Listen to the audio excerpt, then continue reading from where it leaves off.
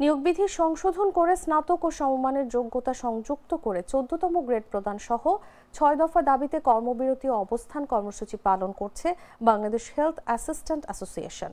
সোমবার কেন্দ্রীয় শহীদ মিনারে তৃতীয় দিনের মতো কর্মবিরতি ও অবস্থান কর্মসূচি পালন করছেন স্বাস্থ্য সহকারীরা।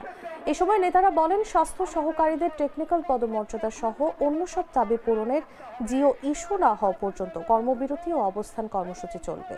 সেই সঙ্গে এই কর্মসূচির মাধ্যমে দাবি আদায় না হলে সচিবালয় সংশ্লিষ্ট দপ্তরের ডিজি কার্যালয় ঘেরাও এবং যমুনা অভিমুখে যাত্রা করবেন বলে হুঁশিয়ারিও দেন তারা।